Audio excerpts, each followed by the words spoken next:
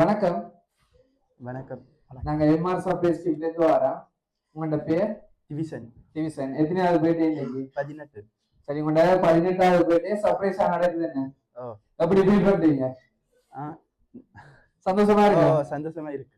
உங்களுக்கு தெரியாமலுக்கு உங்களை இந்த இடத்துக்கு கூட்டி வந்திருக்காங்க. நீங்க இந்த பர்த்டே உடுப்பே போடாமலுக்கு வீட்டை நின்றமா நிக்கிறீங்க என்ன?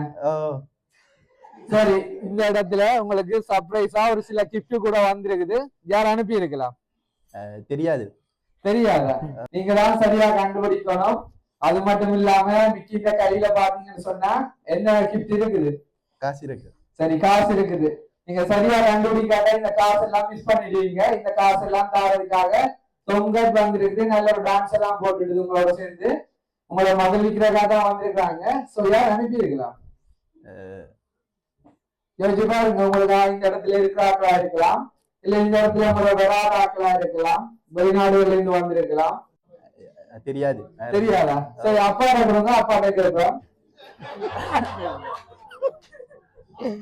சரி, பிள்ளைக்குரிய பர்த்டே சர்ப்ரைஸா கொண்டாடுறீங்க என்ன? ஜாதி ஏற்பாடு.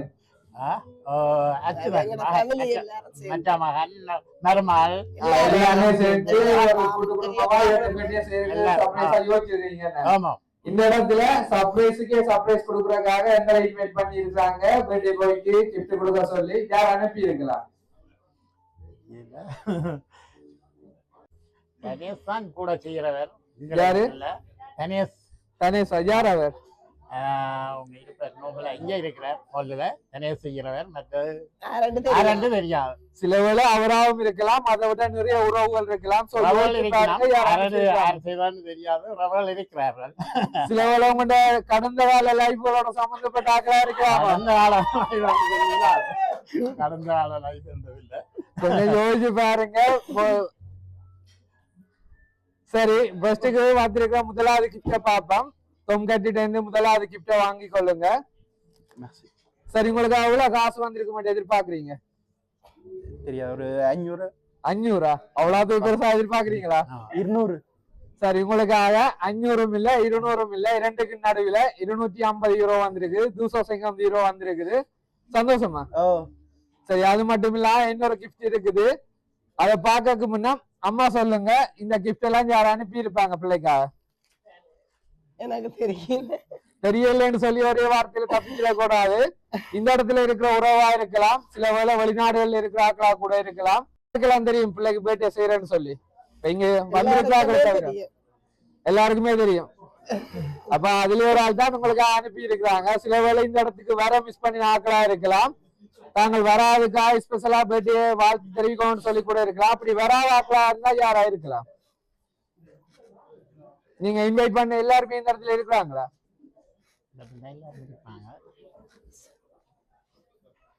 மதுசன் யார்?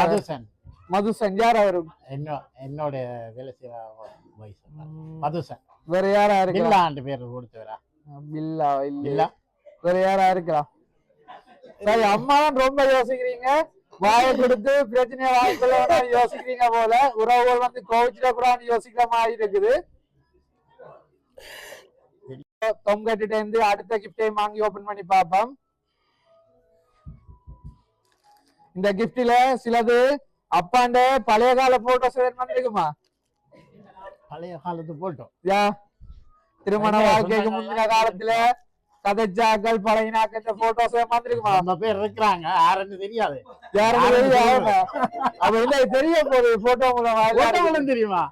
சில விட உங்க பழைய காலத்து போட்டோட சேர்த்து அனுப்பி இருந்தா பிள்ளைக்கு மிஸ் பண்றதுக்கா? பாப்போம், சந்தோஷம் தானே பார்த்தா. சரி, அப்ப பழைய காலத்து ஆக்களை பாக்குறதுக்கு சந்தோஷப்படுறீங்க. ஓகே, சரி, ஓபன் பண்ணி பாருங்க என்ன போட்டோ இருக்கு.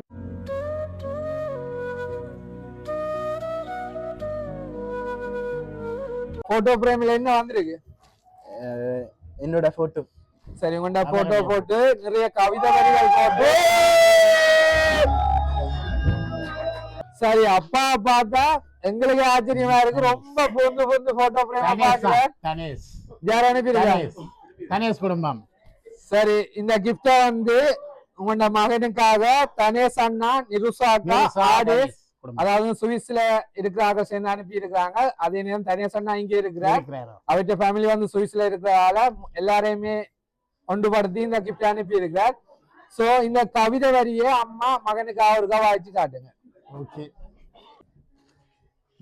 18வது பிறந்த நாள் வாழ்த்துக்கள். இன்று 18 வயதில் காலடி எடுத்து வைக்கும் உனக்கு இதயம் கனிந்த இனிமையான வாழ்த்துக்கள். இது உன் வாழ்க்கையின் மிக முக்கியமான மைல்கல். இதுவரை சிறு பிள்ளையாக கடந்து வந்த பாதையை விட இனி காணப்போகும் உலகம் மிகவும் பொறுப்பு நிறைந்தது. வாழ்க்கை பயணத்தின் புதிய அத்தியாயம் சிறப்பாக அமையட்டும். வாழ்வில் வசந்தங்கள் மலர்ந்து கனவுகள் நனவாகட்டும். சிறு குழந்தை பருவத்தில் இருந்தே உன்னை பார்த்தவன் நான். சின்ன குறும்புகள் சேட்டைகளை ரசித்தவன் நான். சின்ன சின்ன சண்டைகள் எல்லாம் செய்வோம், ஆனால் சிறு பொழுதில் மறந்து சிரித்து விளையாடுவோம். இந்த புதிய பருவம் புதிய வாய்ப்புகளை கொண்டு வரட்டும். உன் வாழ்க்கையில் நீ எடுக்கும் ஒவ்வொரு முடிவும் வெற்றியையும் மகிழ்ச்சியையும் தரட்டும். உன் இலட்சியங்கள் நனவாக தன் நம்பிக்கையையும் துணிச்சலும் பெருக வேண்டும். இனிமையான இந்த நாளில் இதயந்தார வாழ்த்துகிறேன். மகிழ்ச்சியோடும் நீண்ட ஆயுளோடும் நீங்கா புகழோடும் வாழ ஆண்டவனை வேண்டுகின்றேன். இனிய பிறந்த நாள் நல்வாழ்த்துக்கள். வாழ்க வளமுடன். வாழ்த்துவோர் கணேசண்ணா, நிருசாக்கா, ஆதேஷ்.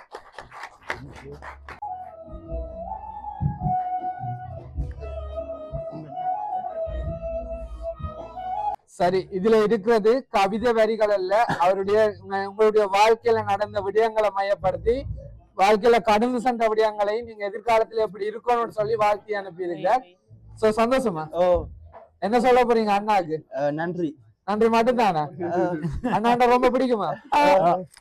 சரி, உங்களுக்காக அண்ணா இந்த பிறந்த நாள்ல சர்ப்ரைஸா கிஃப்ட் தந்திருக்கிறார். நீங்க இன்றைக்கு இருக்கிற மகிழ்ச்சியோட காலந்தோறும் இருக்கணும்னு சொல்லி நாங்களும் வாழ்த்துறோம். கணேஷ் அண்ணா, நிருசாக்கா, அதே நேரம் ஆடேஸ் சார்பாகவும் எம்ஆர் சர்ப்ரைஸ் சார்பாகவும் தொம்கட் சார்பாகவும் நாங்களும் உங்களுக்கு 18வது பிறந்த நாள வாழ்த்துக்களை தெரிவித்துக் கொள்றோம். நன்றி.